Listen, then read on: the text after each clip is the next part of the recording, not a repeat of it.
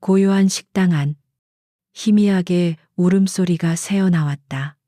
소리의 근원지는 군복을 입은 한 청년. 이등병 계급장이 어색하게 붙어있는 이진우였다. 그의 앞에는 김이 모락모락 피어오르는 김치찌개 그릇이 놓여 있었지만 그는 숟가락을 들 생각도 하지 못한 채 고개를 숙이고 있었다. 어깨가 미세하게 떨릴 때마다 뜨거운 눈물방울이 뚝뚝 떨어져 찌개 국물 위로 파문을 일으켰다. 주변 테이블에 앉아있던 몇몇 손님들이 그를 힐끗거렸다. 가짜대 배치를 받은 듯한 앳된 얼굴의 신병이 왜 저렇게 서럽게 울고 있을까? 혹시 힘든 군 생활 때문일까? 아니면 집에 무슨 안 좋은 일이라도 생긴 걸까? 동정심 어린 시선과 호기심 가득한 수군거림이 식당 안의 공기를 채웠지만 누구 하나 선뜻 다가가 말을 걸지는 못했다. 식당 주인인 백발의 할머니는 쟁반을 든 채 잠시 걸음을 멈추고 진우를 안쓰럽게 바라보았다. 저 나이 때 아들 생각이 나서일까? 할머니는 금방이라도 가서 등을 토닥여주고 싶었지만 젊은 군인의 슬픔을 방해하고 싶지 않아 조용히 자신의 자리로 돌아갔다. 식당은 그렇게 한 청년의 소리 없는 오열과 그를 지켜보는 이들의 조심스러운 침묵 속에 잠겨 있었다. 그 평화롭지만은 않은 정적을 깬 것은 요란한 문소리였다. 딸랑하는 경쾌한 소리와는 어울리지 않게 육중한 체구의 산에 셋이 거의 문을 부술듯이 열고 들어왔다. 그들의 등장은 마치 맑은 연못에 던져진 진흙 덩어리 같았다. 왁자지껄한 목소리와 거친 발걸음 소리가 순식간에 식당 안을 가득 메웠다. 선두에 선 남자는 한눈에 봐도 우두머리처럼 보였다.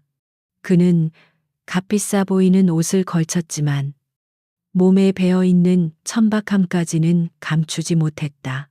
최판석. 이 동네에서 작은 가게들을 상대로 상납을 받으며 살아가는 건달이었다.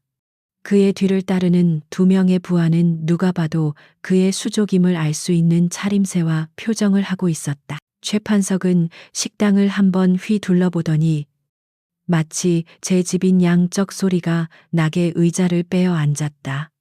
그의 시선이 구석에서 울고 있는 이진우에게 잠시 머물렀다. 그의 입가에 비릿한 조소가 떠올랐다. 요즘 군바리들은 아주 빠졌구만. 밥 처먹으러 와서 질질 짜고 말이야. 그는 경멸이 담긴 말을 아무렇지 않게 내뱉었다.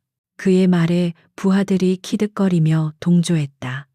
그들의 무례한 태도에 다른 손님들은 불편한 기색을 감추지 못하고 고개를 숙였다. 하지만 누구도 그들의 행패에 제동을 걸 용기를 내지는 못했다. 그들은 이 동네에서 피해야 할 존재라는 것을 모두가 암묵적으로 알고 있었기 때문이다. 주인 할머니가 마른 침을 삼키며 그들에게 다가갔다. 어서 오세요. 무얼 드시겠어요? 할머니의 목소리는 긴장으로 가늘게 떨리고 있었다. 최판석은 메뉴판을 보는 둥 마는 둥 하더니 손가락으로 테이블을 거만하게 툭툭 쳤다. 뭘 먹긴. 여기 제일 비싼 걸로 3개. 그리고 소주도 3병. 빨리빨리 가져와요. 할망구. 그의 무례한 말투에 할머니의 얼굴이 굳었지만 그녀는 아무 말도 하지 못하고 서둘러 주방으로 향했다. 잠시 후 정성스럽게 차려진 음식이 그들의 테이블 위에 놓였다. 하지만 최판석은 음식을 맛보기도 전에 인상을 썼다. 아, 씨, 이게 뭐야? 고기는 왜 이렇게 질겨, 국물은 또 왜 이리 싱거워? 그는 일부러 트집을 잡기 시작했다. 이것은 그의 오래된 수법이었다. 음식 맛을 핑계로 소란을 피우고 결국 음식값을 내지 않거나 오히려 돈을 뜯어내는 방식이었다. 그의 고함에 놀란 할머니가 주방에서 황급히 달려나왔다. 손님, 무슨 문제라도. 최판석은 숟가락을 테이블에 집어 던지며 소리쳤다. 문제, 이게 문제 아니면 뭔데 이따위 음식을 돈 받고 팔아장사 접고 싶어 환장했어. 그의 험악한 기세에 할머니는 안색이 새하얘진 채 어쩔 줄을 몰라 했다. 그녀는 그저 죄송합니다. 죄송합니다라는 말만 반복할 뿐이었다. 식당의 모든 시선이 그들에게 쏠려 있었다. 모두가 최판석의 악행을 지켜보고 있었지만 여전히 침묵만이 감돌았다. 그때였다. 지금까지 소리 없이 울고만 있던 이진우가 자리에서 천천히 일어섰다. 그는 눈물을 훔치고 붉게 충혈된 눈으로 최판석 일행을 바라보았다. 그리고 조용하지만 단호한 목소리로 말했다. 저기요. 그만하시죠. 연세 드신 분한테 너무 무례하지 않습니까? 그 한마디에 식당 안의 공기가 순간적으로 얼어붙었다. 모두의 시선이 일제히 이진우에게로 향했다. 감히 최판석에게 대드는 사람이 나타났다는 사실에 대한 놀라움과 그 주인공이 방금까지 울고 있던 연약해 보이는 신병이라는 것에 대한 경악이 뒤섞인 시선이었다. 최판석은 잠시 귀를 의심했다. 그는 천천히 고개를 돌려 이진우를 바라보았다. 그의 눈에는 내가 감히라는 조롱과 분노가 이글거렸다. 뭐야? 이 새끼는 방금까지 엄마 보고 싶다고 징징 짜던 놈 아니야. 어디서 영웅놀이야. 그의 부하들도 의자를 박차고 일어나며 험악한 분위기를 조성했다. 이진우는 물러서지 않았다. 그는 다시 한번 차분하게 말했다. 어르신께 사과하십시오. 그리고 조용히 식사하시거나 아니면 나가주십시오. 그의 목소리에는 떨림이 없었다. 슬픔에 잠겨 있던 그의 눈빛은 어느새 차갑고 단단하게 변해 있었다. 그는 더 이상 울고 있던 신병이 아니었다. 최판석은 어이가 없다는 듯이 헛웃음을 터뜨렸다. 그는 천천히 자리에서 일어나 이진우에게 다가갔다. 그의 거대한 그림자가 이진우의 마른 몸을 뒤덮었다. 이봐. 짬찌. 군대에서 뭘 배운 거야. 어른한테 대드는 법부터 배웠나. 네가 지금 얼마나 건방진 짓을 하고 있는지 알아. 그는 이진우의 멱살을 거칠게 움켜쥐었다. 이진우의 몸이 힘없이 끌려갔지만 그의 눈빛은 여전히 최판석을 똑바로 향하고 있었다. 멱살 놓으시죠. 이진우의 낮은 경고에도 최판석은 오히려 손에 힘을 더 주었다. 싫다면 네가 어쩔 건데 이예송아. 군복 입었다고 뭐라도 된 것 같아. 식당 안은 숨막히는 긴장감으로 가득 찼다. 주인 할머니는 겁에 질려 얼굴을 가렸고 다른 손님들은 발만 동동 구르고 있었다. 금방이라도 폭력이 터질 것 같은 일촉즉발의 상황이었다. 최판석은 이진우를 금방이라도 집어던질 듯이 흔들며 조롱을 멈추지 않았다. 엄마, 젖이나 더 먹고 와야 할 놈이 어디서 까불어. 바로 그 순간이었다. 끼익. 고급 세단에서나 들을 수 있는 부드러운 타이어 마찰음이 식당 바로 앞에서 들렸다. 소란 속에서 아무도 신경 쓰지 않았지만 창밖으로 검은색의 중후한 세단 한 대가 소리 없이 멈춰 서는 것이 보였다. 번쩍이는 광택과 위압적인 외관은 이런 허름한 식당가와는 전혀 어울리지 않는 존재감을 뽐내고 있었다. 그 차는 마치 다른 세계에서 온 침입자처럼 보였다. 차 문이 부드럽게 열리는 소리는 식당 안의 소란과 극명한 대조를 이루었다. 먼저 땅을 밟은 것은 먼지 하나 없이 잘 닦인 검은색 구두였다. 곧이어 차에서 내린 사람은 중년의 여성이었다. 그녀는 값비싼 옷을 입지는 않았지만 온몸에서 뿜어져 나오는 기품과 단정함은 주변의 허름한 풍경과 어울리지 않는 위화감을 자아냈다. 그녀의 이름은 박서연이었다. 그녀는 차에서 내리자마자 식당 안을 향해 고개를 돌렸다. 흐트러짐 없는 머리카락과 군더더기 없는 옷차림. 그리고 무엇보다도 모든 것을 꿰뚫어 볼 듯한 깊고 날카로운 눈빛. 그녀의 등장은 마치 잘 짜인 연극 무대에 예고 없이 나타난 배우처럼 그 공간의 모든 흐름을 순간적으로 정지시켰다. 최판석은 이진우의 멱살을 잡은 채로 낯선 여자의 등장을 멍하니 바라보았다. 그의 거친 행동과 고함으로 만들어졌던 자신만의 영역에 감히 허락도 없이 발을 들인 침입자에 대한 불쾌감이 먼저 치밀었다. 하지만 여자의 고요하면서도 압도적인 분위기에 저도 모르게 기세가 한풀 꺾이는 것을 느꼈다. 저 여자는 대체 누구지? 박서연은 주변을 둘러보던 시선을 식당 중앙, 아들인 이진우와 그의 멱살을 잡고 있는 최판석에게 고정했다.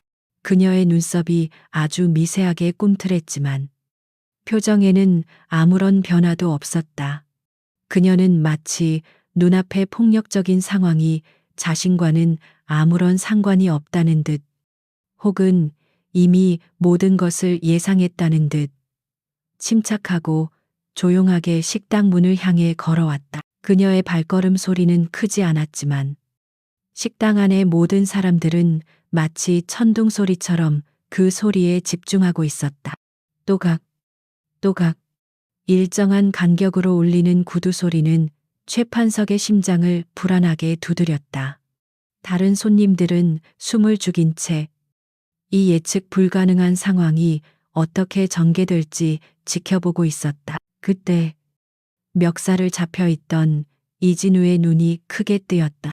그의 입에서 거의 신음에 가까운 떨리는 목소리가 흘러나왔다. 어머니. 그 작은 한마디는 폭풍 전의 고요와도 같았다. 그 말을 들은 최판석의 얼굴에 잠시 당혹감이 스쳤다. 어머니, 저 세련되고 범상치 않아 보이는 여자가 이 울보 군인의 엄마라고.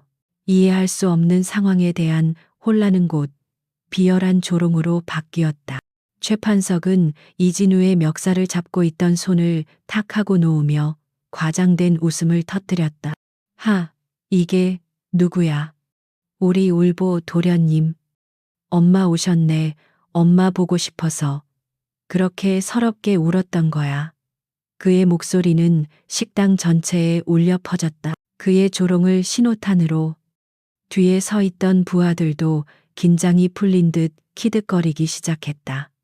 아이고, 면회 오신 어머님 앞에서 이게 무슨 꼴이람. 아들이 아주 늠름하죠, 아주머니. 아들 교육 좀 똑바로 시키셔야겠어요. 군대까지 와서 질질 짜는 게 말이 됩니까? 그들은 박서연을 위아래로 훑어보며 천박한 농담을 던졌다. 그들의 눈에 비친 박서연은 그저 돈 좀 있어 보이는 아줌마일 뿐이었다.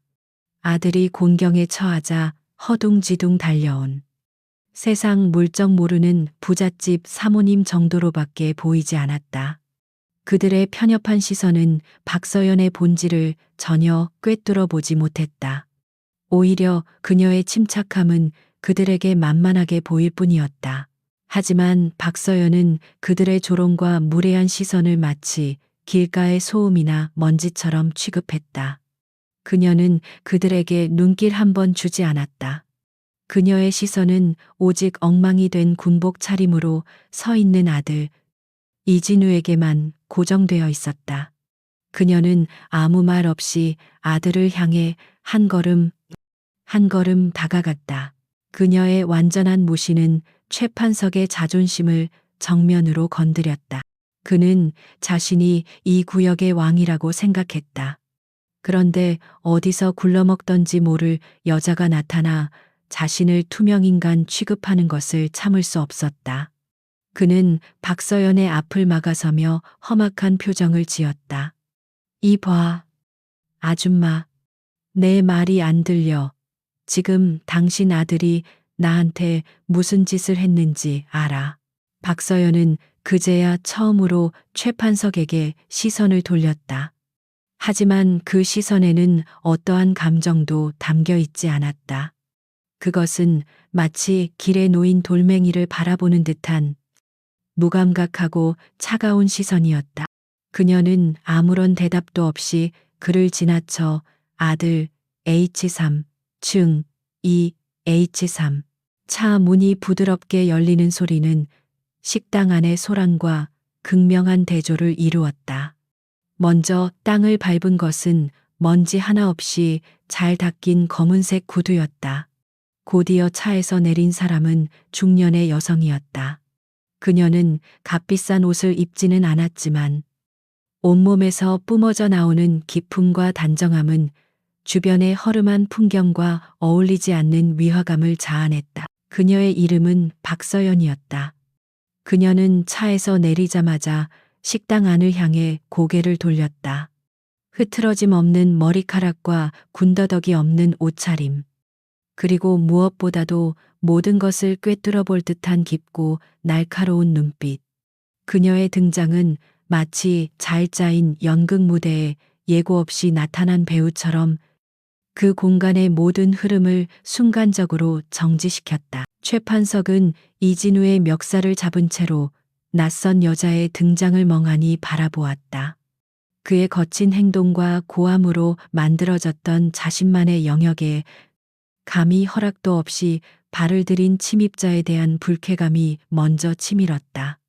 하지만 여자의 고요하면서도 압도적인 분위기에 저도 모르게 기세가 한풀 꺾이는 것을 느꼈다. 저 여자는 대체 누구지? 박서연은 주변을 둘러보던 시선을 식당 중앙 아들인 이진우와 그의 멱살을 잡고 있는 최판석에게 고정했다. 그녀의 눈썹이 아주 미세하게 꿈틀했지만 표정에는 아무런 변화도 없었다. 그녀는 마치 눈앞의 폭력적인 상황이 자신과는 아무런 상관이 없다는 듯, 혹은 이미 모든 것을 예상했다는 듯 침착하고 조용하게 식당 문을 향해 걸어왔다. 그녀의 발걸음 소리는 크지 않았지만 식당 안의 모든 사람들은 마치 천둥 소리처럼 그 소리에 집중하고 있었다. 또 가, 또 가. 일정한 간격으로 울리는 구두 소리는 최판석의 심장을 불안하게 두드렸다. 다른 손님들은 숨을 죽인 채 이 예측 불가능한 상황이 어떻게 전개될지 지켜보고 있었다. 그때 멱살을 잡혀 있던 이진우의 눈이 크게 뜨였다. 그의 입에서 거의 신음에 가까운 떨리는 목소리가 흘러나왔다. 어머니. 그 작은 한마디는 폭풍 전의 고요와도 같았다.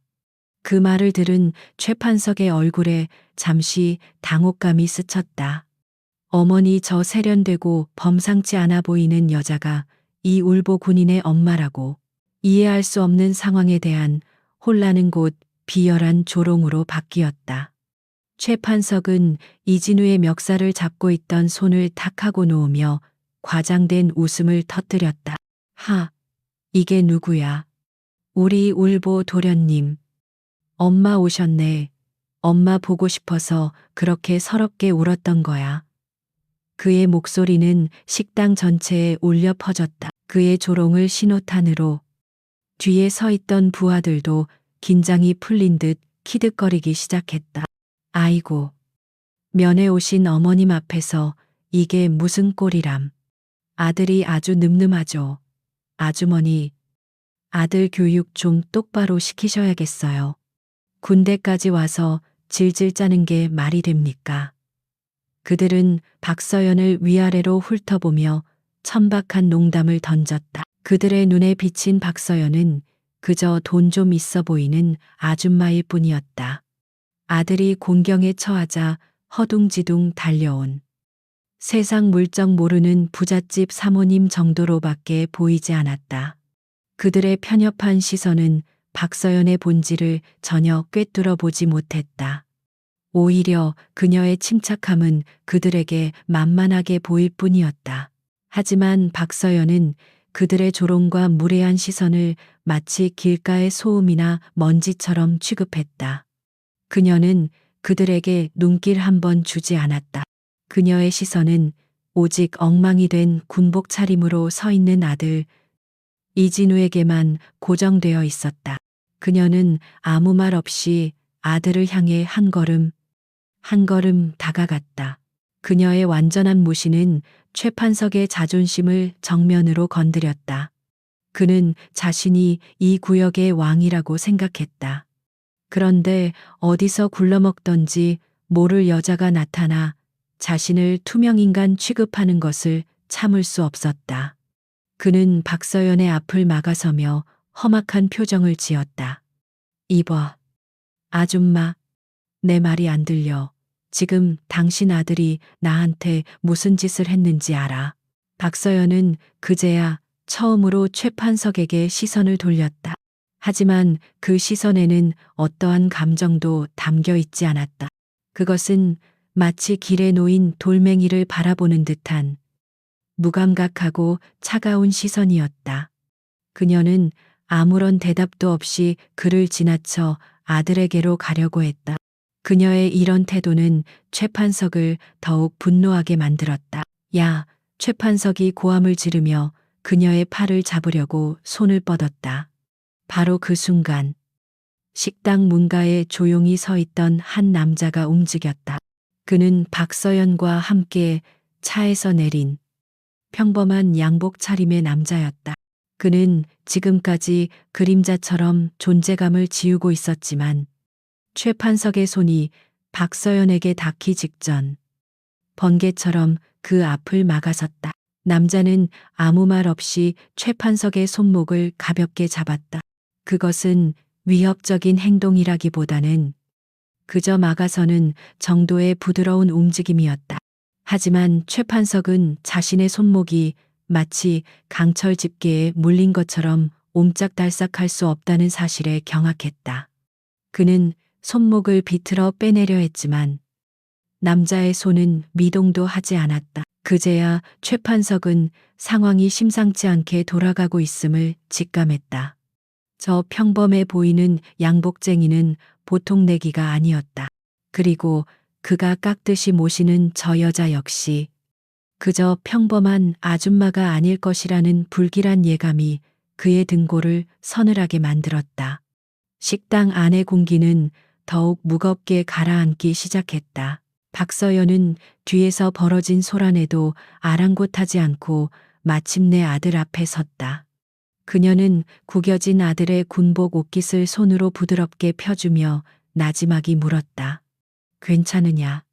그녀의 목소리는 낮고 차분했지만 그 안에는 아들을 향한 깊은 염려와 함께 이 상황을 만든 자들에 대한 차가운 분노가 희미하게 서려 있었다. 이진우는 어머니의 얼굴을 보자 참았던 감정이 다시 북받치는 듯 입술을 깨물었다. 그는 간신히 고개를 끄덕였다. 그 모습을 지켜보던 최판석은 자신의 손목을 붙잡은 남자와 자신들을 완전히 무시하는 박서연의 태도에 이성을 잃기 시작했다. 그는 여기가 어디라고 감히 자신에게 이런 굴욕을 주는지 이해할 수 없었다. 이것들 봐라, 지금 우리를 무시하는 거야. 야, 이 아줌마야, 당신 정체가 뭔데 여기서 이래 돈 좀 있다고 유세 떠는 거야. 최판석이 악을 썼지만 그의 고함은 더 이상 이전과 같은 위압감을 갖지 못했다. 오히려 그것은 궁지에 몰린 짐승의 발악처럼 들릴 뿐이었다. 식당의 모든 이들은 이제 이 모자의 정체가 무엇인지에 대한 궁금증과 함께 곧 터질 듯한 긴장감 속에서 상황을 지켜보고 있었다. 박서연은 최판석의 발악과도 같은 고함에도 여전히 미동도 하지 않았다. 그녀의 세상에는 오직 아들 이진우만이 존재하는 듯했다. 그녀는 아들의 구겨진 군복을 정리해 주던 손길을 멈추고 식당 주인 할머니에게로 시선을 돌렸다. 할머니는 겁에 질려 주방 입구에서 이쪽을 훔쳐보고 있었다. 박서연은 할머니를 향해 작게 고개를 숙이며 말했다. 사장님, 잠시 소란스러웠습니다. 죄송합니다. 그녀의 목소리는 놀랍도록 차분하고 정중했다. 마치 고급 레스토랑에서 실수로 물잔을 엎지른 사람이 사과하는 듯한 태도였다. 지금 이곳에서 벌어지고 있는 험악한 상황과는 전혀 어울리지 않는 평온함이었다. 그녀의 이런 태도는 불에 기름을 붓는 격이었다. 최판석은 자신의 존재가 완벽하게 무시당하고 있다는 사실에 얼굴이 시뻘겋게 달아올랐다. 그는 자신의 손목을 여전히 붙들고 있는 양복산에 김 비서를 노려보며 이를 갈았다. 이 손 안 놔, 죽고 싶어 환장했어. 김 비서는 최판석의 협박에도 눈 하나 깜짝하지 않았다. 그는 기계처럼 정확하고 감정이 없는 목소리로 대답했다. 손님, 먼저 시비를 거신 건 그쪽입니다. 그리고 저희는 손님께 아무런 해도 가하지 않았습니다. 조용히 물러나 주시면 저희도 더는 문제 삼지 않겠습니다. 그의 말은 정중했지만 그 안에는 물러설 뜻이 전혀 없다는 단호함이 담겨 있었다. 이 상황은 식당 안의 모든 사람들에게 기묘한 광경으로 비쳤다. 거대한 덩치에 험악한 인상을 한 건다리, 평범하기 짝이 없는 양복 차림의 남자에게 손목 하나 잡힌 채 꼼짝도 못하고 있었다. 그리고 그 중심에는 아들의 옷매무새를 만져주는 우아한 중년 여성이 서 있었다. 힘의 균형이 눈에 보이는 것과는 정반대로 작용하고 있었다. 최판석은 이 굴욕적인 상황을 타개할 방법을 필사적으로 찾았다. 그는 이 동네에서 힘으로 모든 것을 해결해왔다. 그의 머릿속에는 대화나 타협이라는 선택지는 존재하지 않았다. 그는 상대가 누구든 힘으로 찍어 누르면 결국 굴복한다는 단순한 법칙을 신봉해왔다. 문제를 만들어주면 되겠네. 최판석은 남아있는 다른 쪽 손으로 주먹을 쥐었다. 그는 자신의 손목을 잡고 있는 김 비서의 얼굴을 향해 주먹을 날릴 생각이었다. 이 양복쟁이 한 놈만 쓰러뜨리면 저 거만한 여자도 겁을 먹고 태도를 바꿀 것이라고 그는 어리석게 판단했다. 그것이 그가 저지른 돌이킬 수 없는 실수였다. 이런 시발 최판석이 욕설과 함께 주먹을 휘둘렀다. 그의 주먹은 바람을 가르는 소리를 내며 김 비서의 관자놀이를 향해 날아갔다. 식당 안에 몇몇 사람들이 비명을 질렀다. 주인, 할머니는 눈을 질끈 감았다. 폭력이 마침내 눈앞에서 터지는 순간이었다. 하지만 예상했던 타격음은 들리지 않았다. 대신 탁하는 간결하고 날카로운 소리가 울렸다. 최판석의 주먹은 김 비서의 얼굴에 닿기 직전 그의 다른 손에 의해 가볍게 막혀 있었다. 김 비서는 날아오는 주먹을 손바닥으로 받아낸 것이었다. 마치 아이의 공놀이를 받아주듯 너무나도 쉽고 여유로운 동작이었다. 최판석은 자신의 눈을 의심했다. 그는 자신의 주먹 힘에 상당한 자신이 있었다. 웬만한 장정은 그 주먹 한 방에 정신을 잃을 정도였다. 그런데 이 남자는 자신의 전력을 다한 주먹을 손바닥 하나로, 그것도 표정 하나 바꾸지 않고 막아낸 것이었다. 김 비서의 눈빛이 처음으로 차갑게 변했다. 그는 최판석의 손목을 잡고 있던 손과 주먹을 막아낸 손에 동시에 힘을 주었다. 경고했습니다. 그가 나지막이 읊조리는 순간 최판석의 얼굴이 고통으로 일그러졌다. 으악, 아파. 뼈가 으스러지는 듯한 고통이 손목과 주먹에서 동시에 느껴졌다. 그는 저항 한번 제대로 하지 못하고 그 자리에 무릎을 꿇었다. 그제야 최판석의 두 부하가 상황의 심각성을 깨달았다. 그들은 자신들의 우두머리가 순식간에 제압당하는 것을 보고 망설였다. 하지만 여기서 물러서면 자신들의 체면이 말이 아니게 될 것이라고 생각했다. 그들은 서로 눈빛을 교환하더니 고함을 지르며 김 비서에게 동시에 달려들었다. 이 새끼가 이제 식당 안은 완벽한 아수라장이 되었다. 의자가 넘어지고 그릇이 깨지는 소리가 요란하게 울렸다.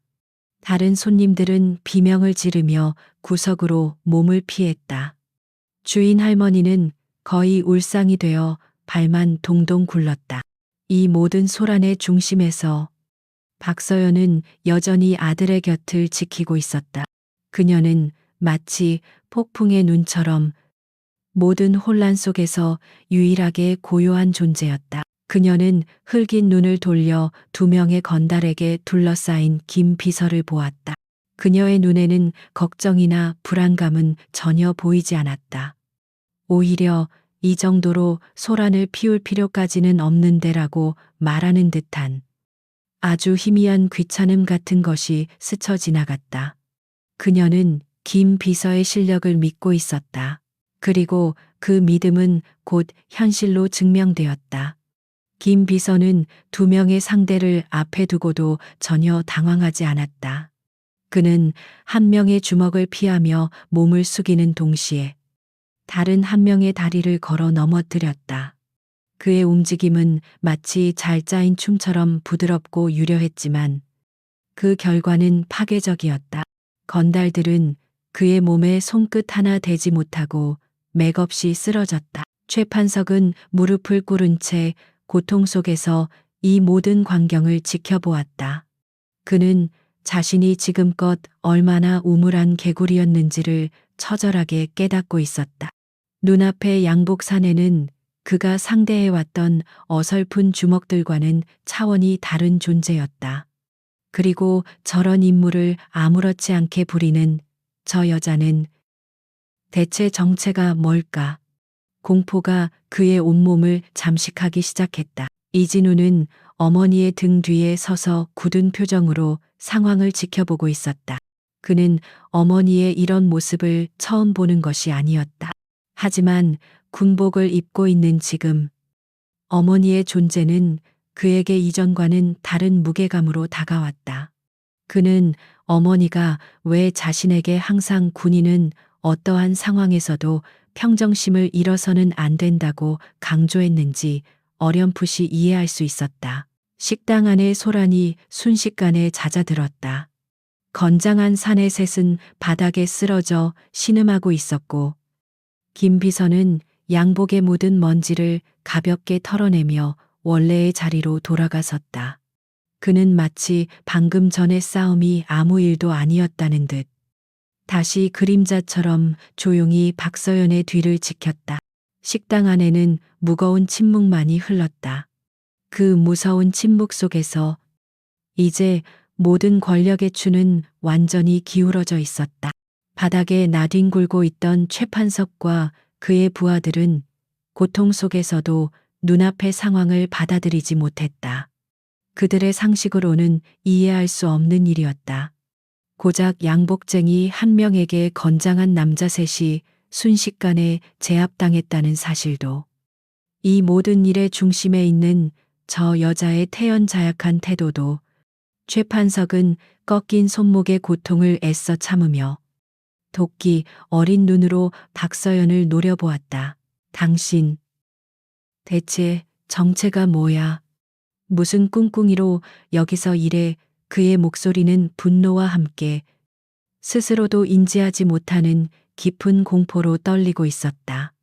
그는 여전히 그녀가 돈과 권력을 가진 사모님 정도일 것이라 짐작했다. 그렇다면 돈으로 해결할 수 있을지도 모른다고. 어리석은 희망을 품었다. 박서연은 그 질문에 대답할 가치조차 느끼지 못하는 듯했다. 그녀는 대신 아들 이진우에게 말했다. 주문한 음식은 나왔느냐? 식기 전에 먹어야지. 그녀의 목소리는 마치 아무 일도 없었다는 듯 방금 면회온 어머니의 그것과 같았다.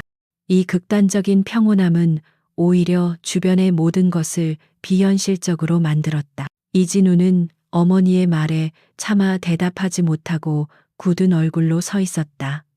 식당 안의 다른 손님들 역시 이 기묘한 대치 상황에서 눈을 떼지 못했다. 모두가 숨을 죽인 채 다음 순간에 무슨 일이 벌어질지 지켜보고 있었다. 바로 그때 식당의 가장 구석진 테이블에서 한 남자가 조용히 자리에서 일어섰다.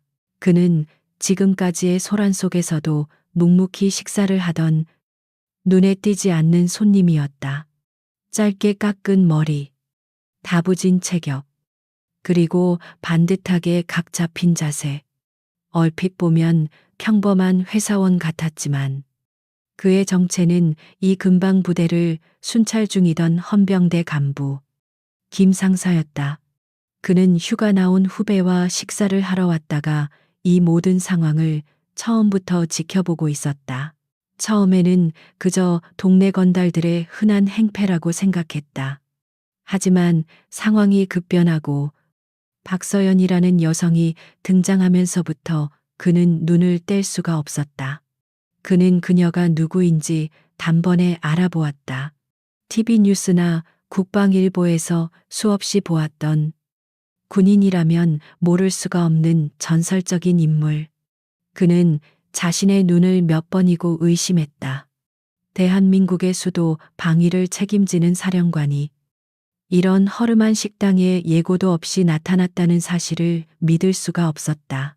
김 상사는 최판석 일당이 박서연에게 무례를 범하고 심지어 물리적인 위협까지 가하는 것을 보며 심장이 철렁 내려앉는 것을 느꼈다. 그는 지금 자신이 무엇을 해야 하는지 본능적으로 알고 있었다. 그는 함께 있던 후배에게 눈짓을 보내고 의자를 뒤로 빼며 일어섰다.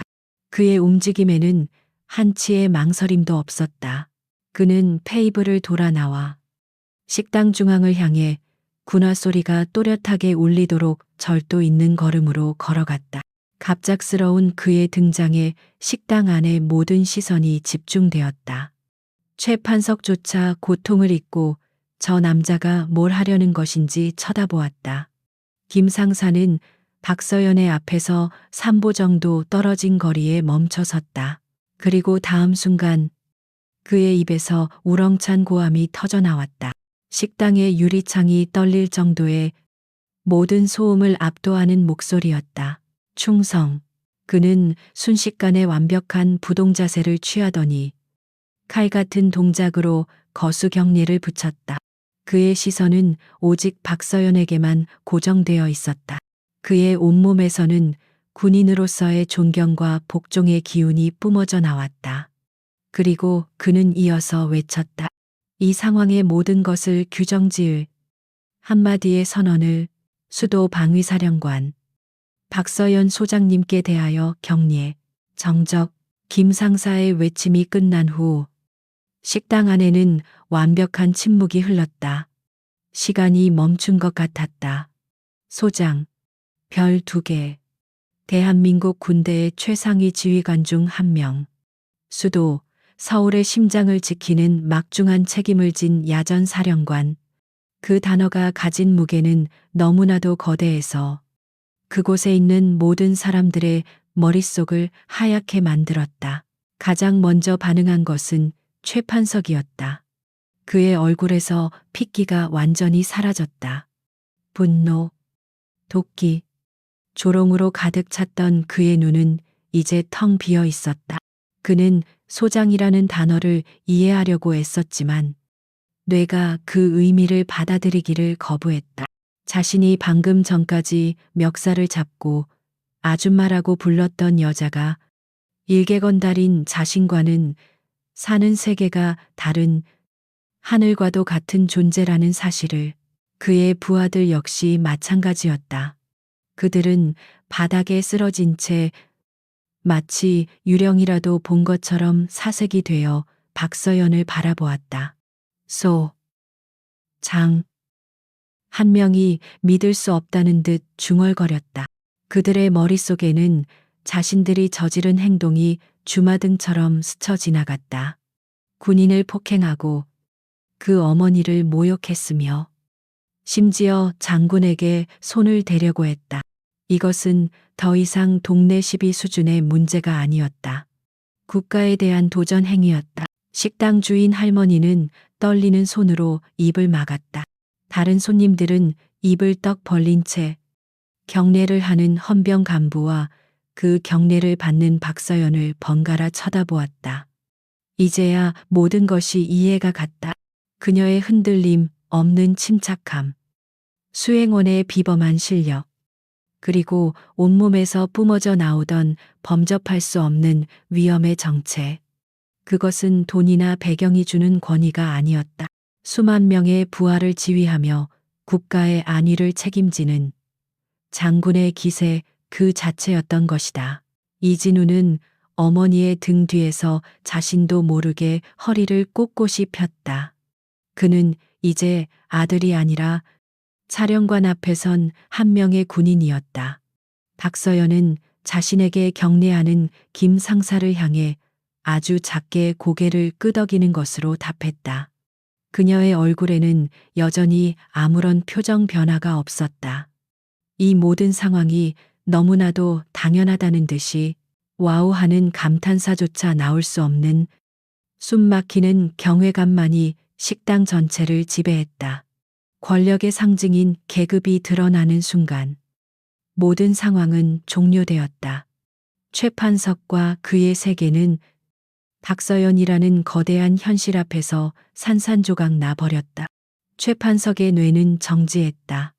소장이라는 단어가 그의 머릿속을 맴돌았지만 그것은 현실적인 의미로 다가오지 않았다.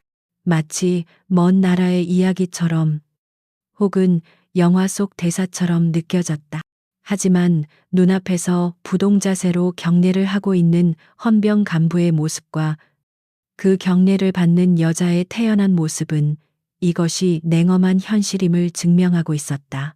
그의 머릿속에서 모든 조각들이 맞춰지기 시작했다. 허름한 식당과 어울리지 않던 고급 세단. 평범한 양복 차림이었지만 인간의 한계를 넘어선 듯한 수행원의 실력. 그리고 그 모든 것을 압도하던 여자의 범접할 수 없는 기품까지 모든 의문이 풀리는 순간 거대한 공포가 해일처럼 그를 덮쳤다. 도망쳐야 한다. 그것은 이성이 내린 판단이 아니었다. 생존을 위한 동물의 본능이었다. 이곳에 1초라도 더 머물렀다가는 자신의 인생이, 아니, 존재 자체가 사라져버릴지도 모른다는 원초적인 공포였다. 그는 이 상황에서 벗어날 유일한 방법은 도망뿐이라고 생각했다. 법도, 경찰도 아닌 그보다 더 상위의 무언가가 자신을 짓누르고 있었다. 튀어. 최판석은 거의 비명에 가까운 소리를 지르며 몸을 일으켰다. 그는 옆에 있던 테이블을 발로 걷어차 식당 출입구를 향해 던졌다. 와장창 그릇과 수저가 바닥에 떨어지며 요란한 소리를 냈다. 그는 그 소란을 틈타 출입구로 몸을 날렸다. 그의 두 부하 역시 거의 반사적으로 몸을 일으켜 우두머리의 뒤를 따랐다. 그들의 움직임은 절박하고 필사적이었다. 하지만 그 모습은 마치 거대한 거미줄에 걸린 날벌레들의 마지막 발악처럼 처절하고 어리석어 보였다. 식당 안의 모든 것이 느리게 흘러가는 것 같았다. 테이블이 넘어지는 소리, 사람들의 짧은 비명, 그리고 문을 향해 필사적으로 달려가는 세 남자의 모습까지. 그러나 그 모든 혼돈 속에서 단 한 사람, 김 비서만이 다른 시간 속에 사는 것처럼 움직였다. 그는 최판석이 테이블을 걷어차는 순간 이미 몸을 날리고 있었다. 그의 움직임에는 조금의 망설임이나 불필요한 동작도 없었다. 오직 목표를 무력화한다는 단 하나의 목적만을 위한 기계처럼 정밀하고 효율적인 움직임이었다. 가장 먼저 문에 가까웠던 부하 한 명이 그의 첫 번째 목표가 되었다. 남자는 거의 문고리를 잡기 직전이었다. 바로 그 순간 섬광처럼 나타난 김 비서가 그의 등 뒤로 접근했다. 김 비서는 남자의 목덜미를 손날로 가볍게 내리쳤다. 퍽 하는 둔탁한 소리와 함께 남자는 비명 한 번 지르지 못하고 그대로 앞으로 고꾸라졌다. 급소를 정확히 가격당한 그는 잠시 의식을 잃은 듯 미동도 하지 않았다. 두 번째 부하는 동료가 쓰러지는 것을 보고 경악하며 주먹을 휘둘렀다. 하지만 그의 주먹은 허공을 갈랐다. 김 비서는 상체를 살짝 숙여 그의 주먹을 피하는 동시에 그의 팔을 낚아챘다. 그리고 상대의 힘을 역이용하여 그대로 업어치기 자세로 들어갔다. 억하는 비명과 함께 거구의 남자는 공중에서 한 바퀴 돌아 바닥에 처박혔다. 쿵하는 육중한 소리가 식당 바닥을 울렸다. 그는 고통에 찬 신음을 내뱉으며 몸을 웅크렸다. 이 모든 일이 벌어지는데 걸린 시간은 고작 5초 남짓이었다. 최 판석은 문턱을 넘어서며 뒤를 돌아보았다. 그리고 자신의 부하 2명이 순식간에 전투 불능 상태가 된 것을 보고 얼굴이 하얗게 질렸다. 그는 거의 울부짖으며 식당 밖으로 뛰쳐나가려고 했다. 하지만 그의 발은 문턱을 넘지 못했다. 보이지 않는 벽에 부딪힌 것처럼 그의 몸이 공중에서 멈췄다. 김 비서가 어느새 그의 등 뒤에 따라붙어 그의 군복 뒷덜미를 한 손으로 가볍게 잡아챈 것이었다. 최 판석은 필사적으로 발버둥 쳤지만 그의 몸은 마치 거대한 바위에 뿌리 내린 나무처럼 꼼짝도 하지 않았다. 이거 놔 놓으라고 그는 짐승처럼 울부짖었다. 하지만 김 비서는 아무런 대답도 하지 않았다. 그는 최 판석의 뒷덜미를 잡은 채 식당 안으로 질질 끌고 들어왔다. 최 판석은 2발로 바닥을 긁으며 저항했지만 성인 남성이 어린아이를 다루듯 너무나도 손쉽게 끌려 들어왔다. 그것은 완벽한 굴욕이었다. 김 비서는 최 판석을 식당 중앙, 박서연의 발치 앞으로 끌고 와 그대로 내동댕이 쳤다. 최 판석은 바닥에 엎어진 채 거친 숨을 몰아쉬었다. 그는 감히 고개를 들지 못했다.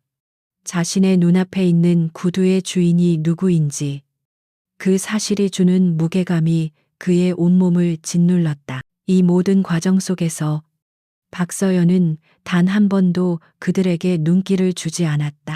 그녀는 마치 자신의 정원을 어지럽히는 성가신 벌레들을 정원사가 처리하는 것을 지켜보듯 무심한 표정으로 서 있을 뿐이었다.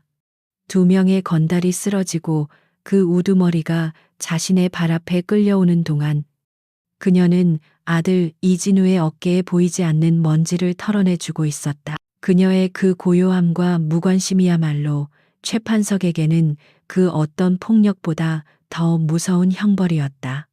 그것은 그가 평생을 바쳐 쌓아 올린 힘과 허세라는 세계가 이 사람 앞에서는 한 톨의 먼지만큼의 가치도 없다는 것을 증명하고 있었다. 그는 완벽하게 그리고 철저하게 패배했다. 식당 안은 다시 정적이 흘렀다. 이전의 정적이 폭풍 전의 고요함이었다면 지금의 정적은 모든 것이 끝난 뒤의 무거운 침묵이었다. 바닥에 쓰러져 신음하는 3명의 남자. 그 앞에 감정 없는 표정으로 서 있는 한 명의 수행원. 그리고 그 모든 것을 지배하는 미동도 없이 서 있는 한 명의 여장군. 헌병 간부 김 상사는 어느새 경례를 풀고 차렷 자세로 서 있었다. 그의 얼굴에는 경외감과 함께 감히 장군의 면전에서 이런 소란이 벌어지게 두었다는 죄책감이 어려 있었다. 식당의 다른 손님들과 주인 할머니는 눈앞의 광경이 마치 영화의 한 장면처럼 비현실적으로 느껴졌다. 강철, 아모랑이, 전장에서 그녀를 겪었던 적들이 공포에 떨며 붙여주었던 별명. 사람들은 그 별명이 그녀의 용맹함과 지휘력 때문에 붙여진 것이라고 생각했다. 하지만 지금 이 자리에 있는 사람들은 깨달았다. 그 별명의 진짜 의미는 적을 향해 포효하는 맹렬함이 아니라 적의 숨통을 끊는 순간까지도 흔들리지 않는 저 얼음과도 같은 평정심에 있다는 것을 그녀의 분노는 뜨겁게 타오르는 불꽃이 아니라 모든 것을 얼려버리는 극한의 냉기였다. 식당 안의 시간은 얼어붙은 듯 흘러가지 않았다. 최판석과 그의 부하들은 바닥에 엎드린 채 마치 죄를 심판받는 죄인처럼 고개도 들지 못했다. 그들을 짓누르는 것은 더 이상 물리적인 고통이 아니었다. 그것은 자신들의 무지함이 불러온 파멸적인 결과에 대한 뒤늦은 깨달음과 절대적인 공포였다. 그들은 자신들이 건드린 존재가 단순히 힘이 세거나 돈이 많은 사람이 아니라는 것을 이제야 알았다. 그들은 국가라는 거대한 기계의 가장 중요한 톱니바퀴 중 하나를 건드린 것이었다. 자신들이 평생을 바쳐 쌓아온 동네 건달이라는 지위는 그 거대한 기계 앞에서는 한 줌의 먼지보다도 못한 것이었다. 그 숨막히는 침묵을 깬 것은 박서연이었다. 그녀는 이 모든 소란의 원흉들을 거들떠보지도 않은 채 품에서 자신의 스마트폰을 꺼내 들었다. 그 작고 평범한 기계가 지금 이 순간에는 그 어떤 무기보다도 더 위협적이고 결정적인 힘을 가지고 있었다. 그녀의 우아한 손가락이 화면을 몇 번 터치하더니 전화 연결음이 울리기도 전에 상대방이 전화를 받았다. 그녀의 입술이 조용히 열렸다. 나 박서연 소장이다. 목소리는 낮고 차분했지만 그 안에는 수만 명의 군인을 지휘하는 자의 무게와 권위가 실려 있었다. 전화기 너머의 상대가 누구인지 어떤 반응을 보였는지는 알 수 없었다. 하지만 그녀의 다음 말은 그곳에 있는 모두의 운명을 결정지었다. 현재 위치 XX동 XX 식당 앞. 현역 군인 및 지휘관에 대한 민간인 폭행 및 협박 사건 발생. 즉시 관할 헌병 특수임무대 출동시켜 현장 확보하고 관련자 전원 체포하도록. 한 명도 놓쳐서는 안 된다. 그녀의 말은 질문이나 요청이 아니었다.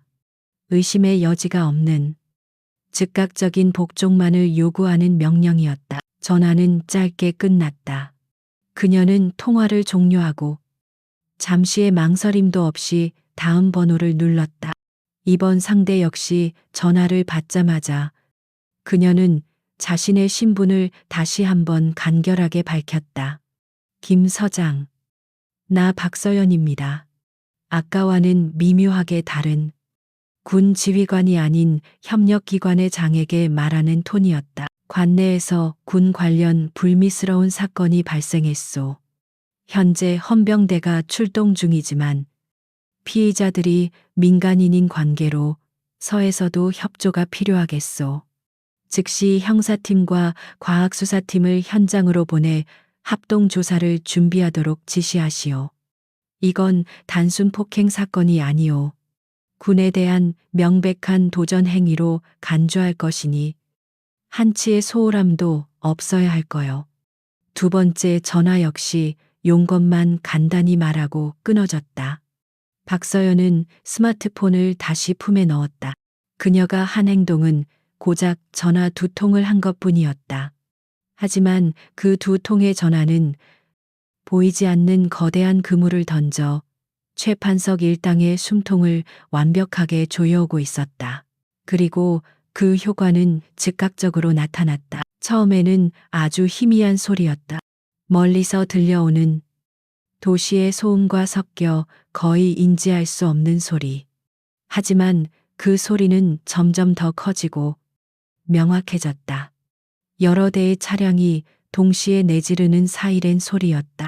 그것도 일반적인 경찰차의 사이렌 소리와는 다른 육중하고 위협적인 군용 차량의 사이렌 소리가 섞여 있었다. 우웅, 에엥. 사이렌 소리는 순식간에 식당이 위치한 골목 전체를 집어삼킬 듯이 울려 퍼졌다. 식당 안의 사람들은 모두 창밖을 내다보았다. 그리고 그들은 자신들의 눈을 의심했다. 좁은 골목길을 향해 군용 지프차 여러 대와 경찰 순찰차 그리고 검은색 승합차들이 마치 밀물처럼 쏟아져 들어오고 있었다.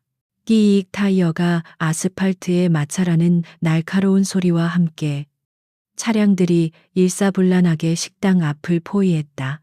차 문이 열리며 헌병이라는 글자가 선명한 방탄조끼와 헬멧으로 무장한 군인들과 제복을 입은 경찰관들이 쏟아져 나왔다. 그들의 움직임은 마치 잘 훈련된 군대의 작전처럼 신속하고 절도 있었다. 가장 먼저 식당 안으로 들어선 것은 헌병 특수임무대의 팀장이었다. 그는 권총집에 손을 얹은 채 날카로운 눈으로 순식간에 내부 상황을 파악했다. 바닥에 쓰러져 있는 3명의 남자와 그 앞에 서 있는 김 비서, 그리고 이 모든 상황의 중심에 있는 박서연 소장. 그는 박서연에게 다가가 칼 같은 거수경례를 붙였다. 충성 소장님, 늦어서 죄송합니다. 수도방위사령부 헌병단 특수임무대장 강철호 소령입니다. 강소령, 수고가 많다. 박서연은 짧게 대답했다. 저들이다. 즉시 신병을 확보하고 연행하도록. 예, 알겠습니다. 강소령의 명령이 떨어지자마자 완전 무장한 헌병대원들이 식당 안으로 쏟아져 들어왔다. 그들은 최판석과 그의 부하들에게 자비 없이 다가갔다. 일어나 엎드려 거친 고함과 함께 그들은 저항할 의지조차 상실한 3남자를 거칠게 제압했다. 당신들을 군인에 대한 폭행 및 특수협박 혐의로 현행범 체포한다. 당신들은 묵비권을 행사할 수 있으며 최판석의 등 뒤로 차가운 수갑이 채워지는 순간 그는 자신의 인생이 끝났음을 직감했다. 이것은 그가 겪어왔던 경찰 조사는과는 차원이 다른 문제였다. 그의 죄목에는 군인에 대한이라는 무서운 수식어가 붙어 있었다. 그리고 그는 자신이 폭행하려 했던 대상이 평범한 군인이 아니라 별을 단 장군이라는 사실을 떠올렸다. 눈앞이 캄캄해졌다. 경찰들 역시 신속하게 움직였다. 그들은 식당 주변에 폴리스 라인을 설치하여 민간인들의 접근을 통제했고 과학수사팀은 조용히 들어와 현장 감식을 시작했다. 식당 주인 할머니와 다른 손님들은 겁을 먹으면서도 한편으로는 이 신속하고 압도적인 공권력의 행사에 경외감을 느끼고 있었다. 최판석 일당은 마치 짐짝처럼 질질 끌려 나갔다. 그들은 자신들이 평생을 군림했던 동네 골목에서 수많은 사람들이 지켜보는 가운데 가장 굴욕적인 모습으로 연행되었다. 그들의 눈에는 더 이상 오만함이나 분노는 없었다. 오직 자신들의 어리석은 선택이 불러온 파멸적인 미래에 대한 공포와 절망만이 가득했다. 이 모든 아수라장 속에서도 박서연은 평정을 잃지 않았다. 그녀는 강소령에게 몇 가지 추가 지시를 내렸다. 피해자인 식당 주인 할머니와 다른 손님들이 불안해하지 않도록 정중하게 대할 것. 그리고 아들인 이진우 이병 역시 참고인으로서 조사를 받게 될 것이니 절차에 따라 진행할 것. 그녀의 지시는 공과 사를 명확하게 구분하는 지휘관의 그것이었다. 순식간에 작은 식당은 중대 범죄 현장이 되었다. 압도적인 힘의 등장은 모든 상황을 단 몇 분 만에 정리해 버렸다. 그것은 최판석이 믿었던 폭력과는 다른 시스템과 절차에 기반한 거부할 수 없는 국가의 힘이었다.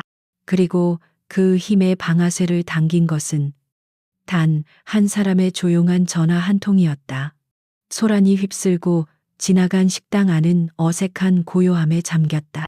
최판석 일당이 연행되고 헌병과 경찰들이 현장 조사를 시작하자 식당은 이전과는 전혀 다른 종류의 긴장감으로 채워졌다.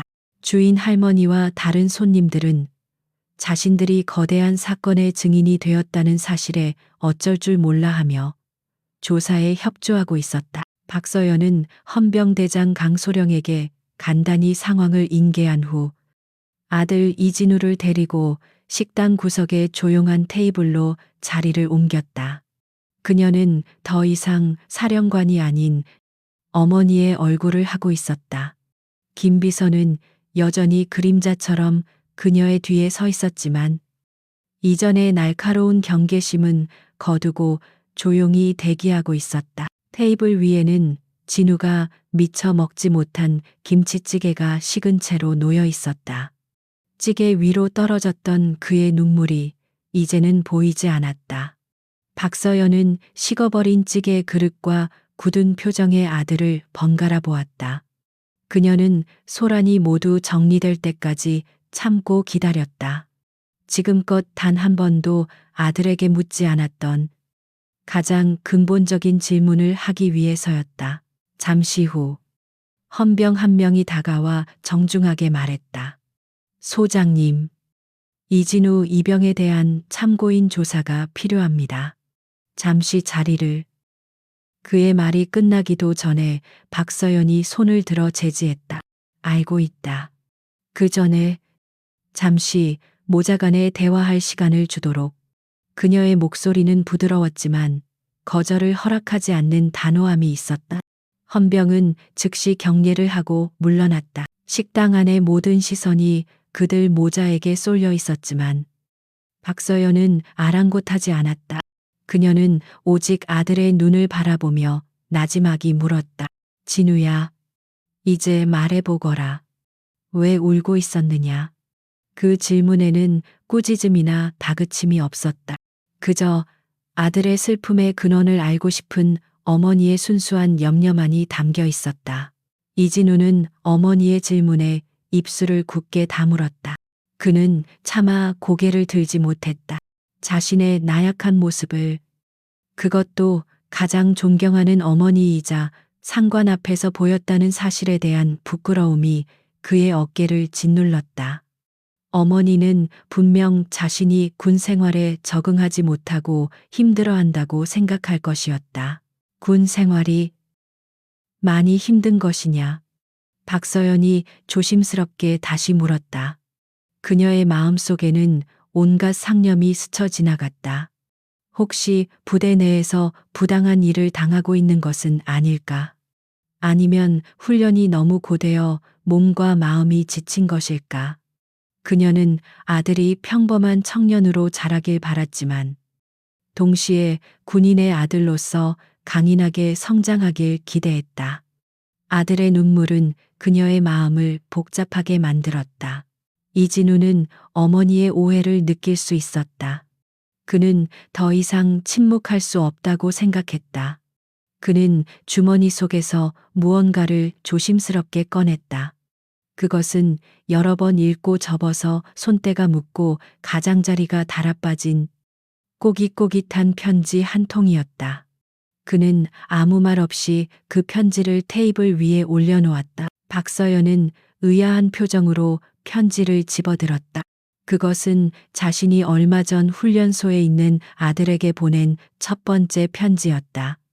그녀는 바쁜 일정 속에서도 틈을 내어 서툰 글씨로 아들에게 격려와 사랑의 메시지를 담아 보냈었다. 그 편지에는 화려한 미사여구나 장군으로서의 위엄은 없었다. 오직 아들을 향한 어머니의 애틋한 마음만이 담겨 있었다. 편지의 내용은 이러했다. 사랑하는 아들아, 낯선 환경에서 고생이 많으리라 생각한다. 내가 군복을 입고 서 있는 모습을 보니 엄마는 내가 너무나도 자랑스럽고 대견하구나. 힘들고 외로울 때도 있겠지만 너는 엄마의 아들이니 무엇이든 잘 해낼 것이라 믿는다. 항상 몸 건강하고 동기들과 잘 지내렴. 밥 잘 챙겨 먹고 사랑한다. 내 아들. 박서연이 편지를 읽어 내려가는 동안 이진우가 마침내 입을 열었다. 그의 목소리는 여전히 잠겨 있었지만 이전의 슬픔과는 다른 감정이 섞여 있었다. 오늘 자대 배치를 받고 첫 외출을 나왔습니다. 뭘 할까 고민하다가 문득 어머니가 끓여주시던 김치찌개가 너무 먹고 싶어서 이곳에 왔습니다. 그는 식어버린 찌개 그릇을 바라보며 말을 이었다. 찌개를 한 숟갈 떴는데 갑자기 어머니 생각이 너무 났습니다. 그래서 주머니에 있던 편지를 다시 꺼내 읽었습니다. 그런데 내가 너무나도 자랑스럽다는 어머니의 글씨를 보는 순간 저도 모르게 눈물이 터져 나왔습니다. 그의 목소리가 미세하게 떨렸다. 힘들어서 운 게 아닙니다. 무서워서 운 것도 아닙니다. 그저 너무 벅차올라서 어머니의 아들이라는 사실이 너무나도 자랑스러워서, 그리고 그런 저를 자랑스러워 해주시는 어머니께 너무 감사해서 저도 모르게 눈물이 났습니다. 죄송합니다. 어머니, 약한 모습을 보여서. 이진우의 고백이 끝났을 때 식당 안에는 다시 한번 정적이 흘렀다. 하지만 이번의 정적은 이전의 긴장감이나 공포와는 전혀 다른 따뜻하고 뭉클한 감동으로 가득 차 있었다. 그의 대화를 엿듣고 있던 주인 할머니와 다른 손님들은 자신들이 이 젊은 군인을 얼마나 크게 오해했는지를 깨달았다. 그는 약해서 운 것이 아니었다. 엄마가 보고 싶어 칭얼거린 것도 아니었다. 그는 어머니의 사랑에 대한 감사함과 군인으로서의 자부심이 벅차올라 뜨거운 눈물을 흘렸던 것이다. 그의 눈물은 나약함의 상징이 아니라 가장 순수하고 강한 감정의 표현이었다. 박서연은 아무 말도 하지 않았다. 그녀는 꼬깃꼬깃한 편지를 쥔 채 눈시울이 붉어진 아들을 그저 가만히 바라볼 뿐이었다. 그녀의 얼음과도 같던 표정이 아주 서서히 부드럽게 녹아내리고 있었다. 그녀는 아들이 생각보다 훨씬 더 강하고 깊은 내면을 가진 청년으로 성장했다는 사실에 가슴 벅찬 감동을 느꼈다. 주인 할머니는 떨리는 손으로 물수건을 가져와 이진우의 테이블에 놓아주었다. 그녀의 눈가에도 어느새 눈물이 맺혀 있었다. 다른 손님들 역시 따뜻한 미소와 격려의 눈빛으로 이진우를 바라보았다. 그를 울보 군인이라며 속으로 동정하거나 비웃었던 자신들의 편견이 부끄러워지는 순간이었다. 진실이 밝혀지는 순간 식당 안을 가득 채웠던 오해와 편견의 얼음벽이 완전히 녹아내렸다. 그 자리는 한 젊은 군인의 진심과 그를 바라보는 어머니의 사랑, 그리고 그들을 지켜보는 이웃들의 따뜻한 이해심으로 채워지고 있었다. 사건은 아직 끝나지 않았지만 이진우의 마음속 폭풍은 이제 완전히 멎어 있었다. 최판석이 끌려간 곳은 일반 경찰서가 아니었다. 그는 눈이 가려진 채 한참을 차로 이동한 뒤 서늘한 공기가 감도는 지하의 한 조사실로 던져졌다. 안대가 벗겨졌을 때 그의 눈앞에 보인 것은 차가운 쇠 책상과 벽에 걸린 일심 단결 같은 구호가 아니었다.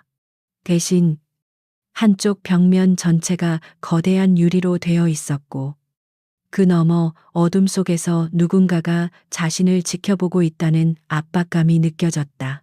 그의 맞은편에는 두 명의 남자가 앉아 있었다. 한 명은 짙은 남색 경찰 제복을 입은 베테랑 형사였고 다른 한 명은 각 잡힌 군복을 입은 헌병대 수사관이었다.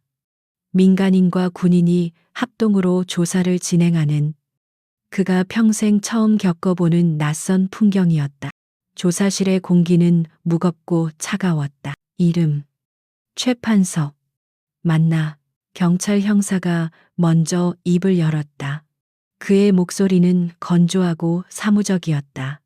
최판석은 기계적으로 고개를 끄덕였다. 그의 머릿속은 뒤죽박죽이었다.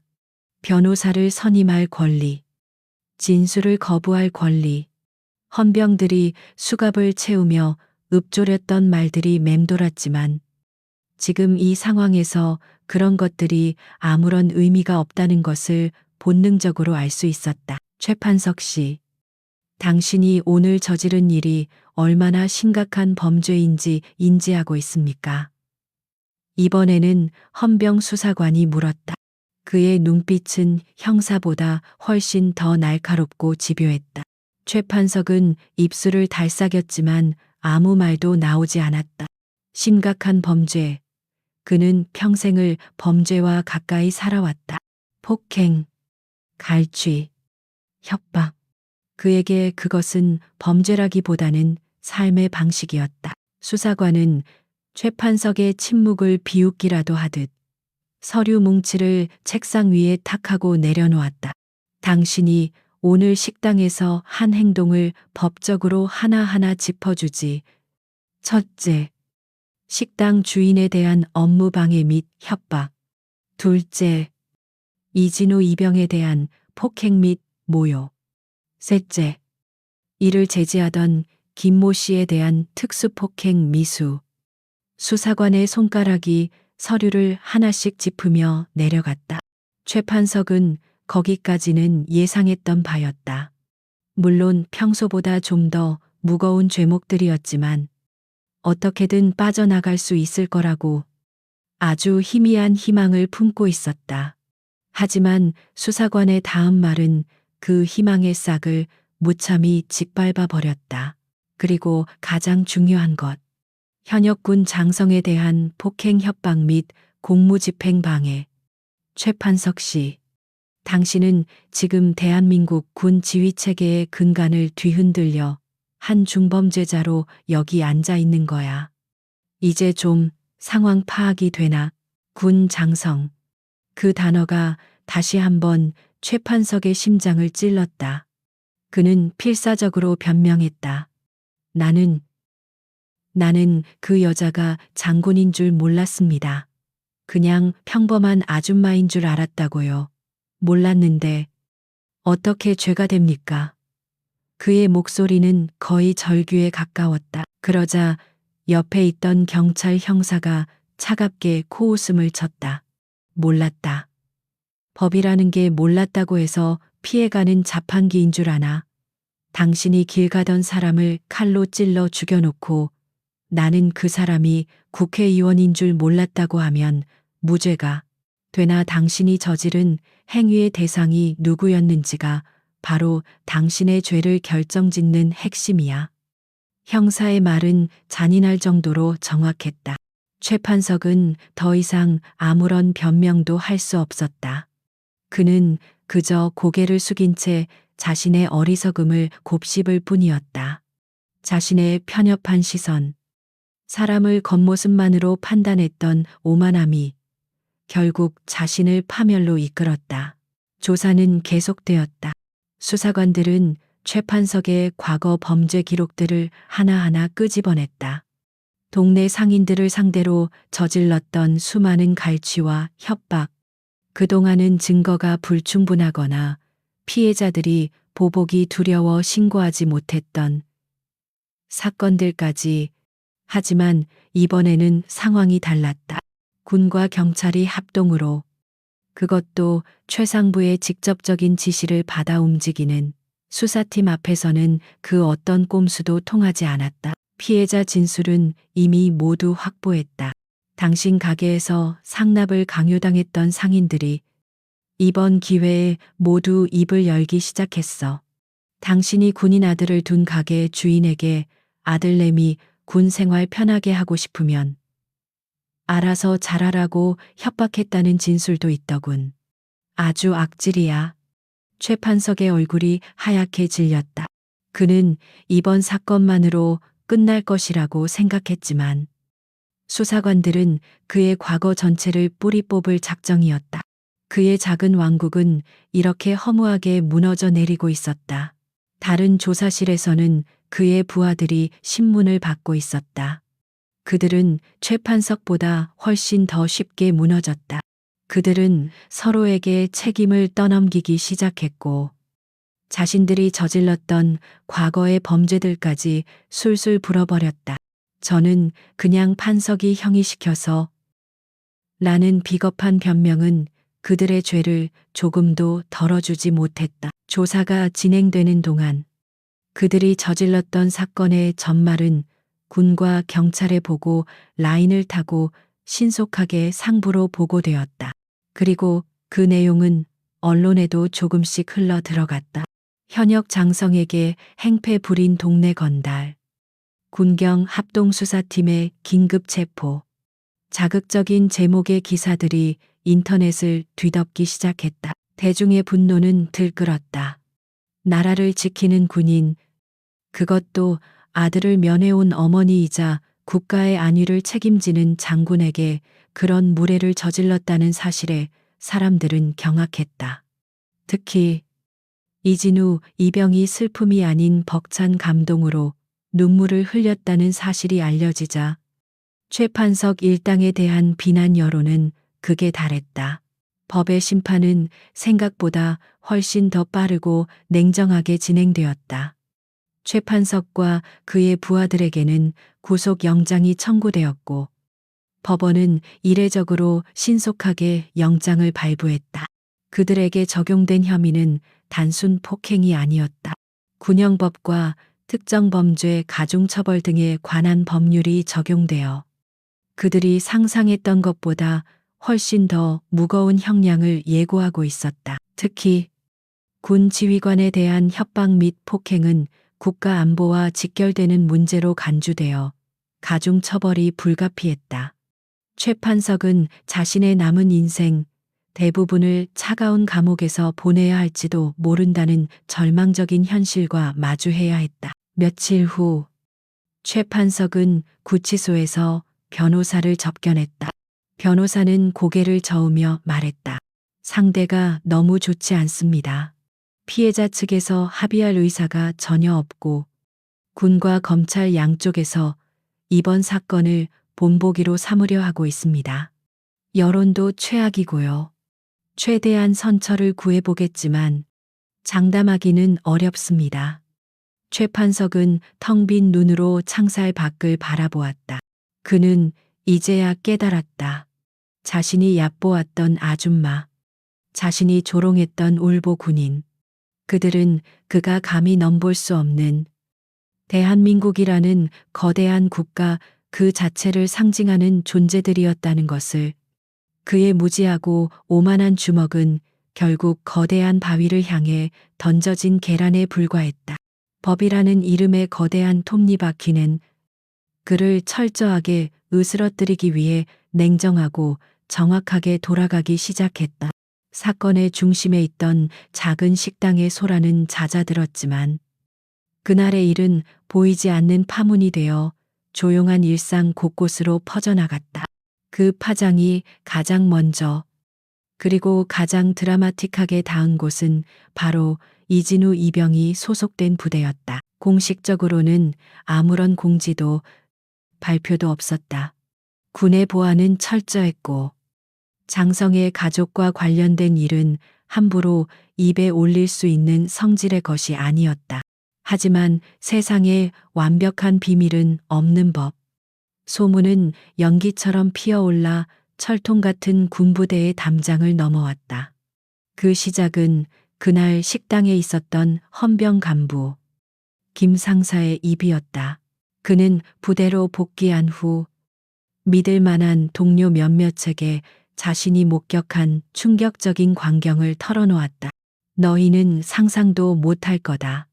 수도방 이 사령관께서 직접 행차하셨는데 그 카리스마가 정말. 그의 목소리에는 경외감이 가득했다. 그리고 그 이야기의 한가운데에는 자신들이 얼마 전까지 그저 조용하고 내성적인 신병으로만 여겼던 이진우 이병이 있었다. 소문은 날개를 단 듯 부대 전체로 퍼져나갔다. 처음에는 그럴 리가 없다며 코웃음을 치던 병사들도 여러 경로를 통해 교차 검증되는 정보들 앞에서 입을 다물 수밖에 없었다. 이진우 이병의 어머니가 수도방위 사령관 박서연 소장이라는 것, 그리고 그가 동네 건달들에게서 어머니를 지키려다 시비에 휘말렸다는 것. 결국 사령관의 전화 한 통으로 헌병특임대와 경찰이 출동해 모든 상황을 정리했다는 것. 이야기는 병사들 사이에서 조금씩 각색되고 부풀려지며 거의 전설이 되어갔다. 어떤 이는 박서연 소장이 눈빛만으로 건달들을 제압했다고 말했고, 어떤 이는 김 비서가 사실은 전설적인 특수부대 출신의 교관이라고 덧붙였다. 그 모든 이야기의 주인공이 된 이진우 이병을 바라보는 동료들의 시선은 하루아침에 완전히 뒤바뀌었다. 이전까지 그를 향했던 시선은 동정 혹은 무관심이었다. 조용한 성격 탓에 눈에 잘 띄지 않았고, 가끔 혼자 생각에 잠긴 모습은 군 생활에 적응하지 못하는 나약함으로 비치기도 했다. 하지만 이제 그의 모든 행동은 새로운 의미를 갖게 되었다.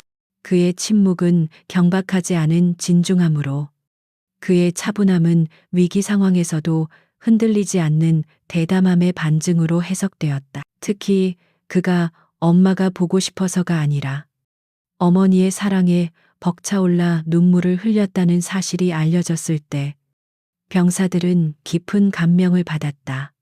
그들은 자신들이 겉모습만 보고 한 인간의 깊이를 얼마나 섣불리 판단했는지 깨달으며 부끄러움을 느꼈다. 그를 대하는 태도의 변화는 즉각적이었다. 괜히 그에게 험한 일을 시키거나 군기를 잡으려던 선임병들은 더 이상 그를 건드리지 않았다.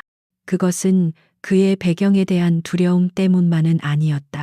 장군의 아들이라는 사실보다 그런 배경을 가지고 있으면서도 단 한 번도 티 내지 않고 묵묵히 자신의 임무를 수행하는 그의 태도에 대한 순수한 존경심 때문이었다. 한 번은 고된 야간 훈련이 끝난 후 생활관의 한 선임이 지친 이진우에게 다가와 조용히 물었다. 이 이병, 힘들지 않나? 솔직히 자네 정도 빼기면 얼마든지 편한 보직으로 빠질 수도 있었을 텐데. 그것은 비아냥이 아니라 진심 어린 궁금증이었다. 이진우는 잠시 생각하더니 담담하게 대답했다. 어머니께서는 항상 군인은 계급이나 배경이 아니라 제복의 무게를 견디는 책임감으로 말하는 것이다라고 가르치셨습니다. 저 역시 대한민국의 평범한 아들로서 국방의 의무를 다하고 싶을 뿐입니다. 그 대답은 생활관 전체에 조용히 퍼져나갔다. 병사들은 더 이상 그를 장군의 아들이라는 특수한 존재로 보지 않았다. 오히려 누구보다 더 군인 정신에 투철한 존경할 만한 동료로 인정하기 시작했다. 이진우는 여전히 조용하고 성실했지만 이제 그의 주변에는 그를 믿고 따르는 든든한 동료들이 함께하고 있었다. 그는 비로소 부대의 진정한 일원으로 거듭나고 있었다. 파문의 두 번째 진원지는 사건이 벌어졌던 작은 식당이었다. 최판석 일당이 체포된 후 식당은 며칠간 경찰의 현장 감식 등으로 문을 닫아야 했다. 주인 할머니는 평생 처음 겪는 큰일에 몸져누울 지경이었지만 그녀의 가게는 전혀 다른 운명을 맞이할 준비를 하고 있었다. 소문은 부대뿐만 아니라 지역 사회 전체로 퍼져나갔다. 전설의 여장군이 건달들을 소탕한 성지. 식당은 어느새 그런 별명을 얻게 되었다. 가게 문을 다시 열자 믿을 수 없는 풍경이 펼쳐졌다. 개점 시간 전부터 가게 앞에는 긴 줄이 늘어서 있었다. 가장 먼저 찾아온 손님들은 이진우의 동료 병사들이었다. 그들은 외출이나 휴가를 나올 때마다 약속이라도 한 듯이 그 식당을 찾았다. 그것은 단순히 밥을 먹기 위함이 아니었다. 자신들의 사령관과 동료가 지켜낸 정의로운 공간을 응원하고 억압에 맞섰던 주인 할머니에게 힘을 보태주기 위한 그들만의 의식이었다. 할머니 김치찌개 5인분요. 아주 맵게 해주세요. 여기 제육볶음 추가요. 식당은 젊은 군인들의 활기찬 목소리로 가득 찼다. 그들은 식당의 기물 파손 비용을 돕겠다며 자신들의 용돈을 모아 성금을 전달하기도 했다. 할머니는 손사래를 치며 거절했지만 그들의 따뜻한 마음에 눈시울을 붉혔다. 병사들뿐만이 아니었다. 소문을 들은 지역 주민들의 발길도 끊이지 않았다. 그동안 최판석 일당의 행패에 암묵적으로 고통받아왔던 주변 상인들과 주민들은 할머니의 식당을 찾는 것으로 자신들의 지지와 감사를 표현했다. 식당은 더 이상 동네의 작고 허름한 밥집이 아니었다. 그곳은 불의에 맞서 싸운 용기의 상징이자 따뜻한 연대가 살아 숨쉬는 지역 사회의 사랑방이 되었다. 할머니는 밀려드는 손님의 쉴 틈도 없이 바빠졌지만 그녀의 얼굴에서는 웃음이 떠나지 않았다. 그녀는 혼자서는 감당할 수 없어 아르바이트생을 새로 고용해야 했다. 그녀의 가게는 이전보다 훨씬 더 번창했고 다시는 그 어떤 불량배도 그녀의 가게를 넘보지 못했다. 박서연의 조용한 행동 하나가 한 사람의 인생을 절망의 문턱에서 구원하고 새로운 희망을 선물한 것이었다. 마지막 파문은 이 지역의 어두운 그늘 속으로 스며들었다. 최판석과 그의 조직이 군경 합동수사팀에 의해 뿌리까지 뽑혔다는 소식은 이 일대의 다른 매일기의 건달들에게는 충격과 공포 그 자체였다. 그들은 최판석이 얼마나 어리석고 무모한 실수를 저질렀는지에 대해 이야기하며 몸을 사렸다. 군인을 건드린 것도 문제인데 하필 별을 단 장군을, 그것도 그냥 장군이 아니라 강철 암호랑이라고 불리는 분이라더라. 이제 저 동네에서는 조용히 살아야 해. 괜히 깝치다가는 뼈도 못 추릴 거야. 그날의 사건은 강력한 경고 메시지가 되어 그동안 지역 상인들을 괴롭혀왔던 어둠의 세력을 위축시켰다. 경찰 역시 이번 사건을 계기로 지역 폭력 조직에 대한 대대적인 단속을 벌였다. 박서연의 의도와는 상관없이 그녀의 행동은 결과적으로 지역 사회 전체에 더 안전하고 평화로운 환경을 가져다 주었다. 이렇게 한 신병의 눈물로 시작되었던 작은 사건은 수많은 사람들의 삶에 크고 작은 변화를 가져왔다. 이진우는 진정한 전우애를 얻었고 식당 할머니는 새로운 희망을 찾았으며 지역 사회는 오랫동안 앓던 종양을 제거하고 평화를 되찾았다. 그 모든 변화의 중심에는 자신의 자리에서 마땅히 해야 할 일을 했을 뿐인 한 명의 군인이자 어머니가 있었다. 그녀가 일으킨 조용한 파장은 세상을 조금 더 나은 곳으로 만들고 있었다. 몇 주라는 시간이 흐르는 동안 많은 것이 변해 있었다. 시간은 상처를 치유하고 혼란을 잠재우며 새로운 질서를 세우는 힘을 가지고 있었다. 그날의 소동이 마치 오래전 꿈처럼 느껴질 무렵 박서연은 다시 그 작은 식당을 찾았다. 하지만 이번에는 위압적인 검은 세단도 그림자 같은 수행원도 없었다. 그녀는 평범한 중년 여성이 입을 법한 편안한 스웨터의 면바지 차림이었다. 화장기 없는 얼굴과 부드럽게 묶은 머리는 그녀를 강철암 호랑이라 불리던 장군이 아니라 그저 아들을 만나러 온 평범한 어머니로 보이게 했다. 그녀는 차에서 내려 익숙한 식당 입구를 바라보았다. 식당은 완전히 다른 모습으로 변해 있었다. 낮고 허름했던 간판은 어머니의 손맛 김치찌개라는 따뜻한 이름의 새 간판으로 바뀌어 있었다. 식당 안은 이전의 한적함이 거짓말이었던 것처럼 손님들로 북적였다. 젊은 군인들의 활기찬 웃음소리와 동네 주민들의 정겨운 대화 소리가 어우러져 활기찬 에너지를 만들어내고 있었다. 박서연이 식당 문을 열고 들어서자 분주하게 손님을 맞던 주인 할머니가 그녀를 발견하고는 잠시 숨을 멈췄다.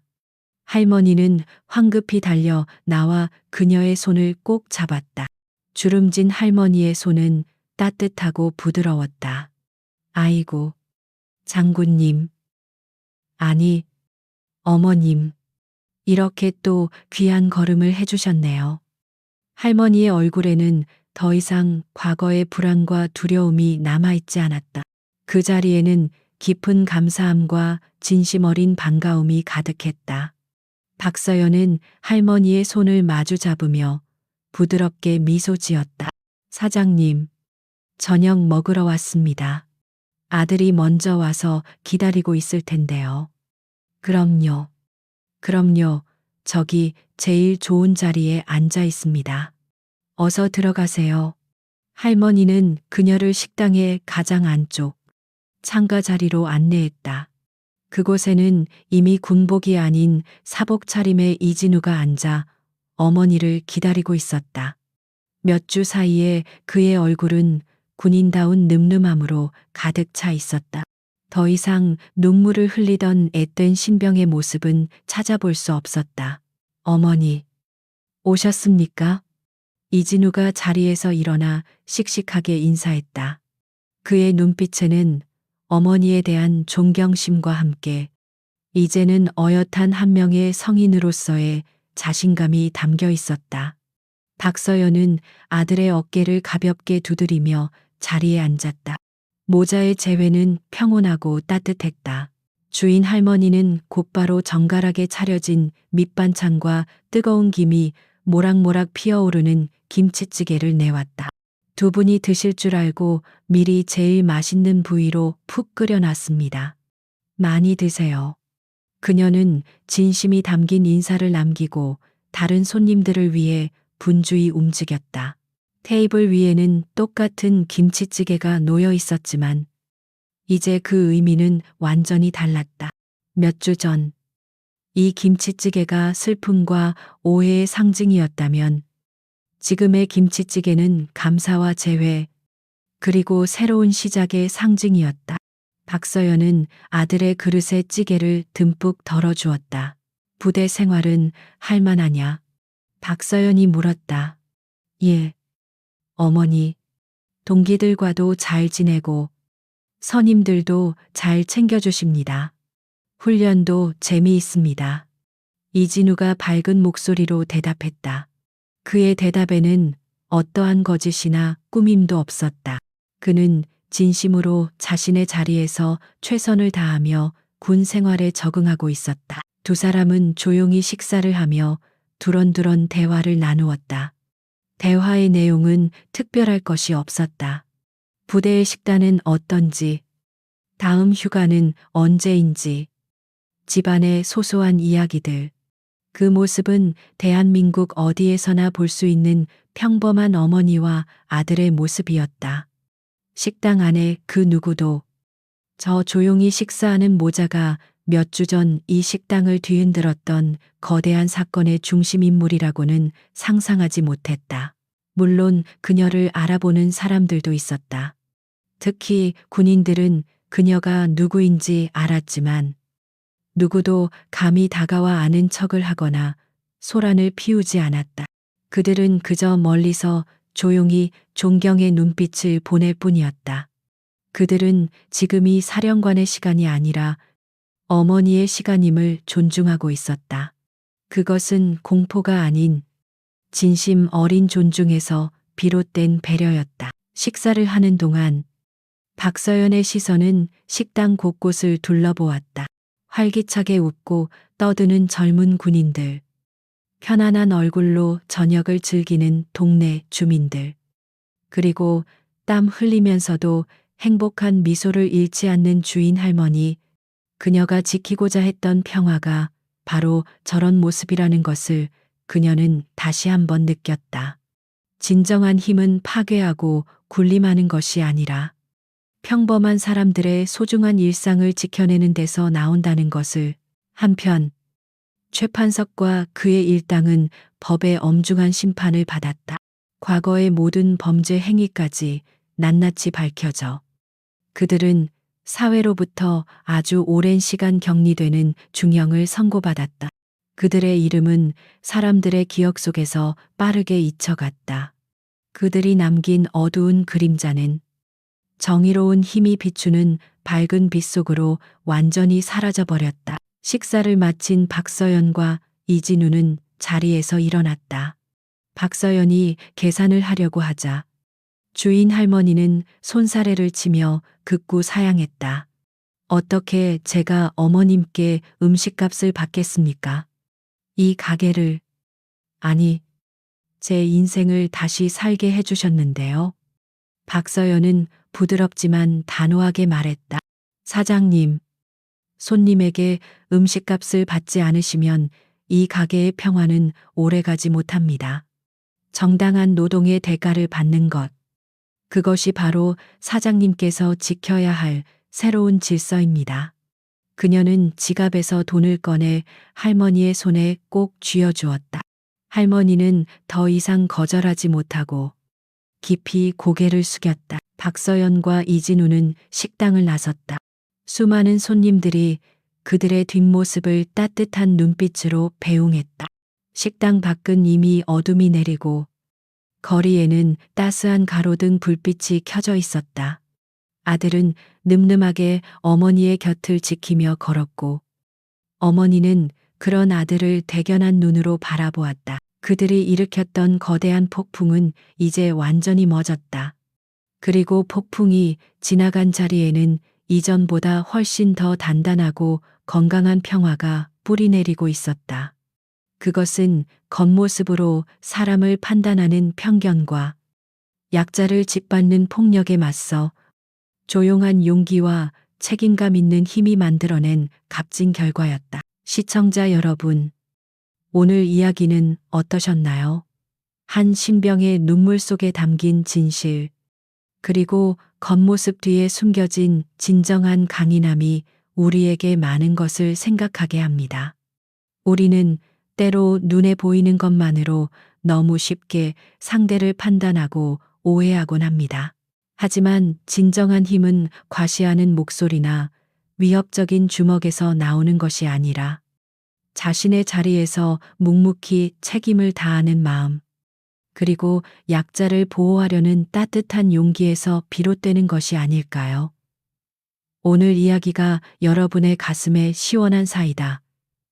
같은 통쾌함과 함께 따뜻한 감동을 선사했기를 바랍니다. 오늘 이야기가 마음에 드셨다면 좋아요와 구독 버튼을 잊지 말고 꼭 눌러주세요. 여러분의 응원은 저희에게 큰 힘이 됩니다. 그리고 여러분이 생각하는 진정한 힘은 무엇인지 댓글로 여러분의 생각을 자유롭게 남겨주세요. 저희는 다음에도 여러분의 답답한 속을 뻥 뚫어줄 더욱 흥미진진한 이야기로 돌아오겠습니다. 감사합니다.